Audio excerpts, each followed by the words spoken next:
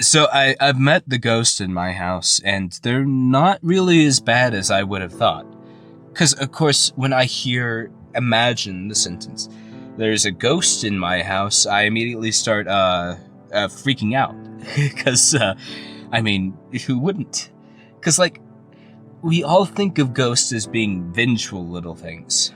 Someone we've wronged in the past who comes back to wreak ethereal vengeance on us.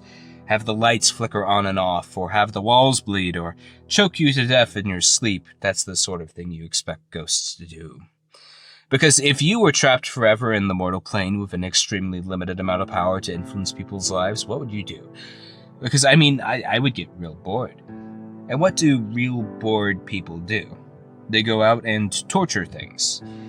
That's what we all do when we're bored. If it's not torturing a person, it's an animal, or ourselves, or a robot, something like that.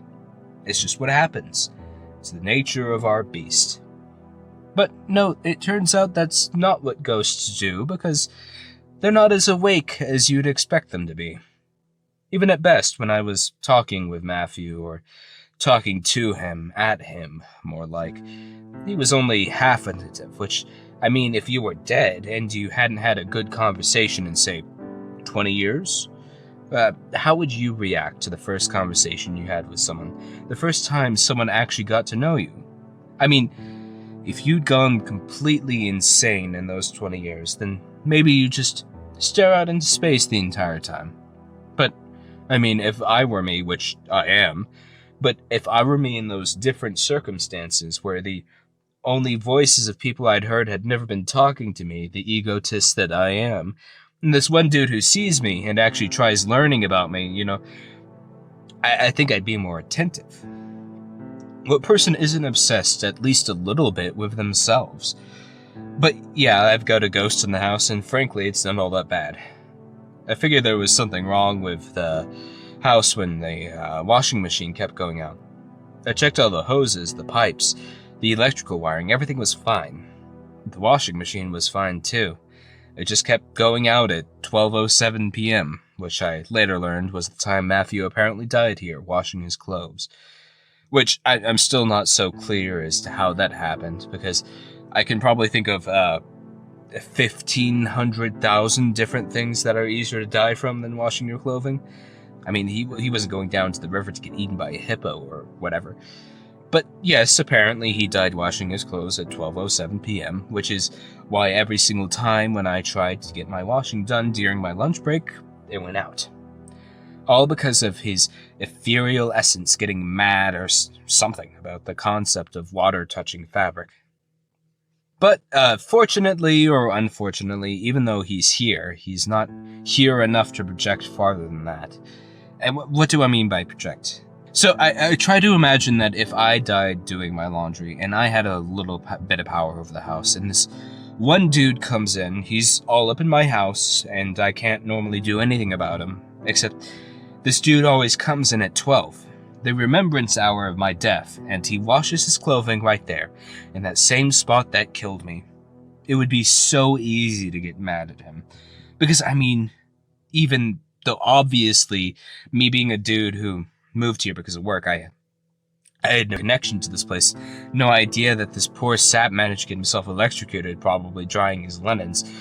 Of all the things that you can guess in the world, you can't guess that.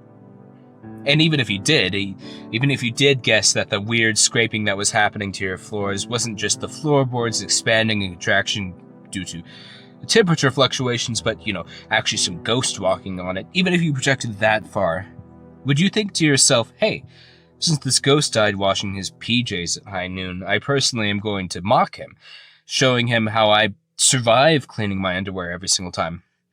But, of course, the human mind doesn't work that way when it's emotional, or when it's connected emotionally, rather. Because, if I died under those circumstances, and this dude did the same thing, this exact same mocking thing, I would get ticked off. Even though logically there's no way I'd ever be washing my shirts in the middle of the day to mock the guy. Because of all the marginal and sadistic things in the world, just nothing. It doesn't add up. But Yeah, it's a good thing that he's only halfway there, because otherwise I know he'd be mad at me for something I couldn't really control in the past. Which is cool, because I just have to see a shadow pressed against the wall from time to time. And I have to think, oh, that's weird, it's Matthew again. Or maybe that when I'm washing my clothes, it feels a bit colder in that part of the house than insulation would allow for. And that's him. And sometimes in the mirror, I can see him staring at the pile of laundry on my bed, and there you go, that's him. No attempts at murder, nothing even really bitter going on in the house. Tried talking to the dude, tried swearing at him, praying, all sorts of things. Nothing. Just the washing machine is weird, and I see vague silhouettes of a bushy-haired man in the mirror. And that's a ghost. Which leaves me both relieved and surprised at the same time. Sorry, not surprised, but in fear. Because I had never really expected ghosts to exist, especially in such a shallow form. The shadow of a shadow. It's a bit depressing, really, because now I have to worry if that's what that dude is entirely now. Because, think about it.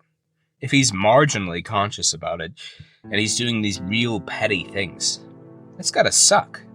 Just that being your existence? You have to live in what is now some other guy's house and get spiteful at him for doing his laundry? Honestly, I would rather just not exist at all. So now I've got all these religious ideas rumbling around in my head. Because of course this sort of ghost doesn't correspond with anything in the major religions.